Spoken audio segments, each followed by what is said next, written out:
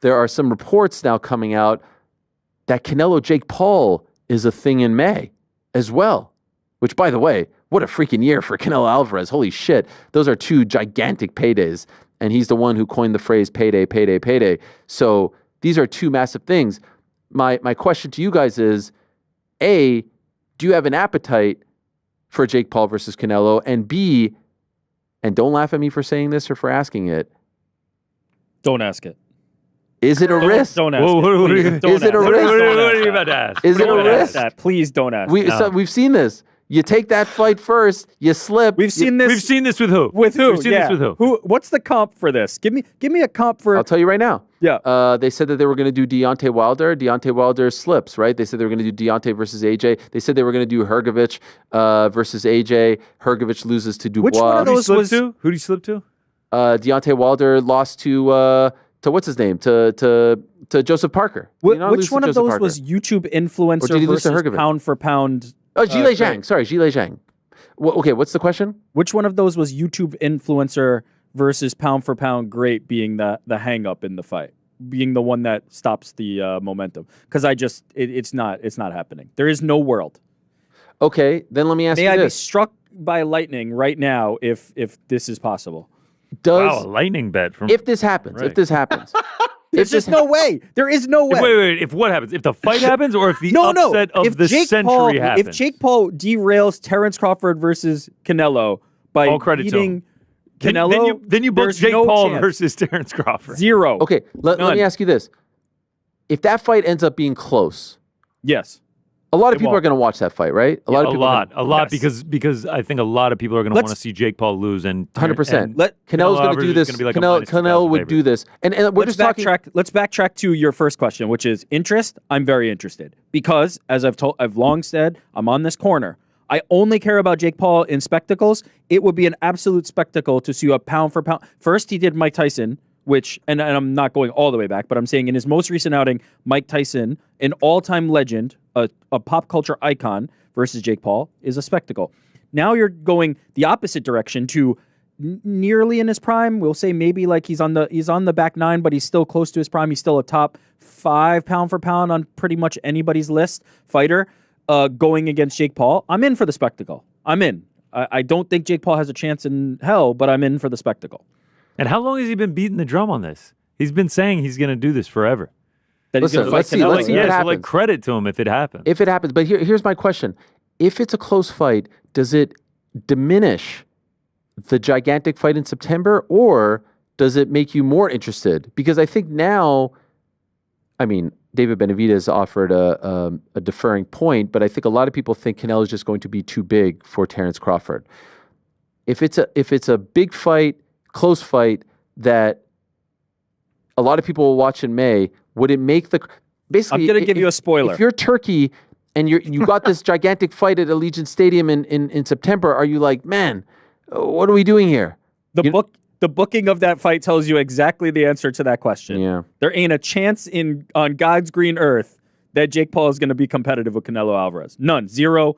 Less than zero. You think he's skunks they're going to play this. They're going to play this, Rick. This is like a Dana White video. They're going to make in the aftermath. There is no way it's going to be in black and white. You know what? I'm willing. I'll roll the dice on this one. I like my odds. There ain't no way. There is no chance in hell that Jake Paul is competitive with Canelo Alvarez. It's not possible. I'm sorry. Go full on Eric here. Go full on Eric. We need the full. We need the black and white. We need the lower third. Say it again. Boxing media member. I respect what Jake Paul has done in a very short time in boxing. He is not a boxer the caliber of Canelo Alvarez. He will never be a boxer the caliber of Canelo Alvarez. There is not a chance in hell is going to be competitive.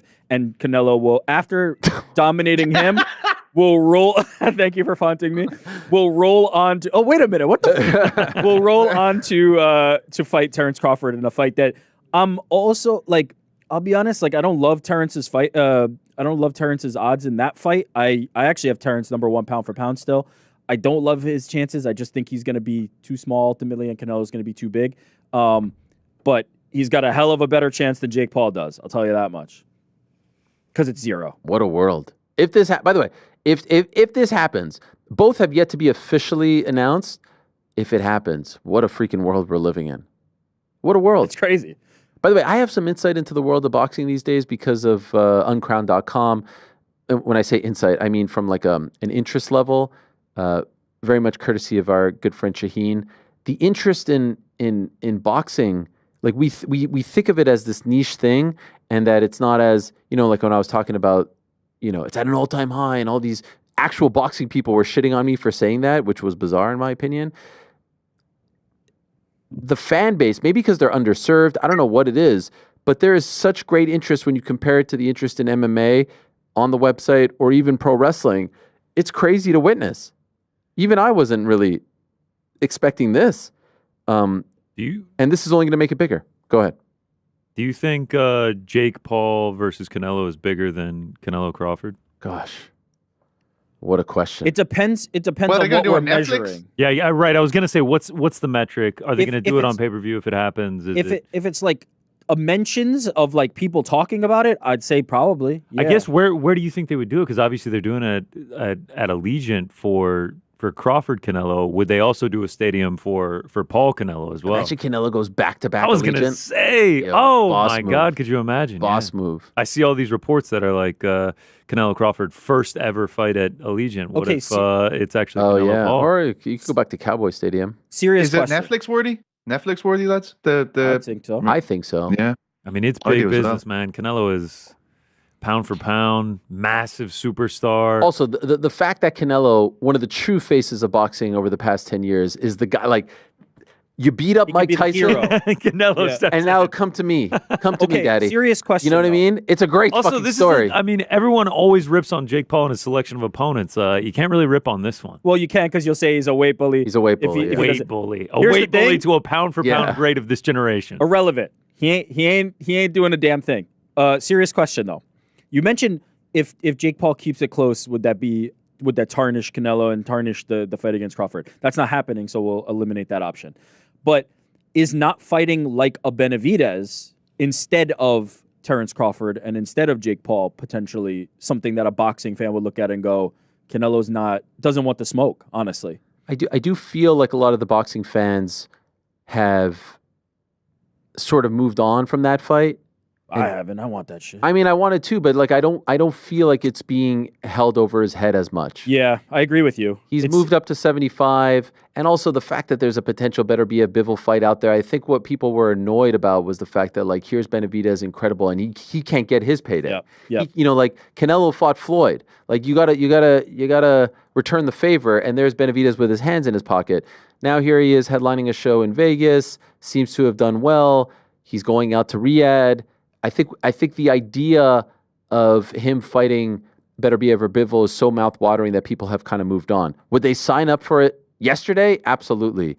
But I think the fact that he has something else now to get people excited about has allowed people to kind of, Good fortune there for El Canelo. It's great. Canelo side quest over here with Jake Paul, and then Terrence Crawford is 3 weight classes smaller. It's great. The heat is off. He was getting smoke. Turkey was giving Canelo smoke and everything about that. The Benavidez fight, if I remember correctly, right? Like there was a time where they weren't even like buds at all. They were talking a little bit of smack about each other. But Turkey's been on the Canelo Crawford thing for a bit now. He definitely diverted the attention.